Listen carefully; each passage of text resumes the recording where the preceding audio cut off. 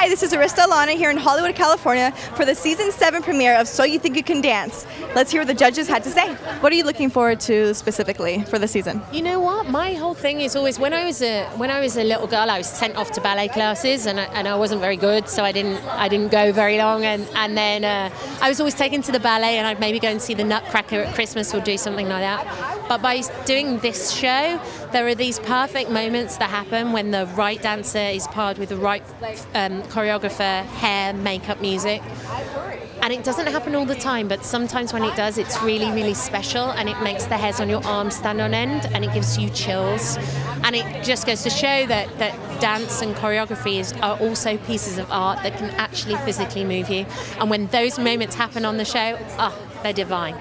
Would you ever consider going on Dancing with the Stars? No, I'd be terrible. I'd be laughed off the stage. Absolutely not. No. I wouldn't want to inflict that on America. That would be horrendous. People would bleed from their eyes and go blind. I'm not going to do that. And what advice could you give to the contestants for Season 7? My biggest piece of advice would be to enjoy it, because there can only be one winner.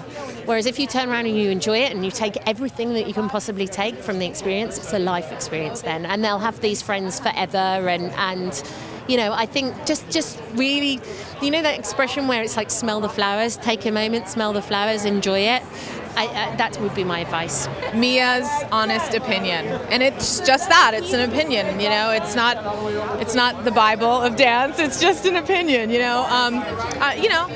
Sometimes I can be harsh, I know, but I do it from a good place. I do it because it's needed, and sometimes television doesn't show everything that's going down, and I want the best. I want these dancers to become the best artists and the best human beings they can possibly be. I want them to walk away growing so much without their head growing too much. You know, I want their hearts and their talent to grow without the ego staying in there, you know. So with it being live, I'm sure you're pretty excited then.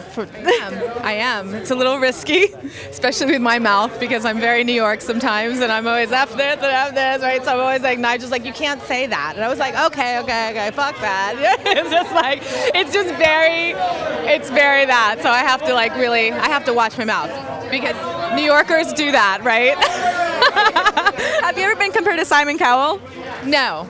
Well, I mean, people have asked, and I'm like, no. You know what? The difference between Americans and Brits is that they can deliver the harshest comments, and they sound gorgeous. They sound gorgeous, and they sound like they're like singing to them, right? And we say the same thing, and they're like, ew, she's so mean, and she's so it's just funny to see, you know. But no, I'm just honest.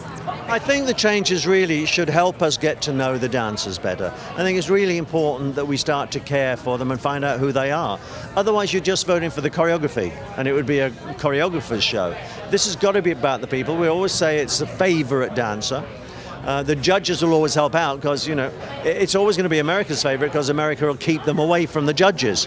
You know, they're going to vote and we won't even see them. They'll go straight through and win.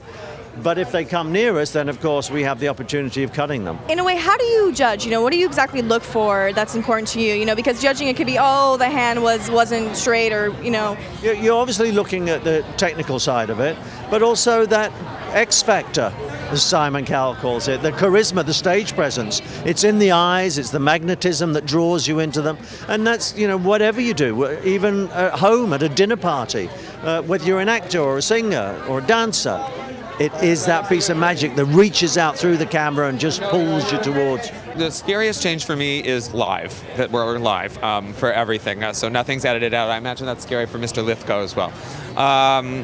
Having the All-Stars on is going to make our contestants come out of the gate much stronger, because they're not going to have. It's going to be cool though, because they're going to have to recreate chemistry every single week. You know, that's why, you know, that differentiates it from Dancing with the Stars, where they have a professional with them, but they have a mounting chemistry. This one, they're going to have to create it every week. So their performance skills are going to be tested in an even greater way.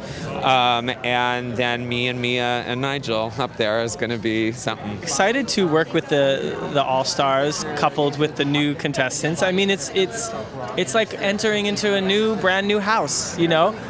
It's just amazing, and yet challenging, yet like don't know what to expect. Like, but I think it's going to be creatively fulfilling. Whenever you're dancing with someone new that you've never danced with before, you have to like form this chemistry within like a few hours, which is always challenging. And everybody dances differently, so you kind of have to adjust to somebody else's style and their way of learning and whatnot.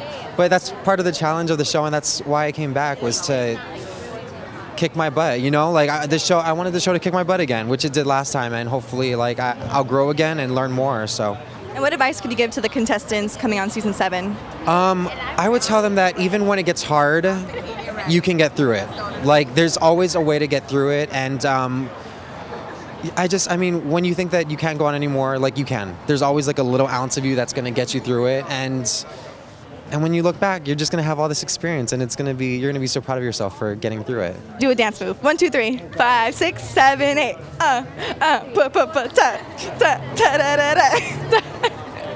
There we go. That's a Gaga move.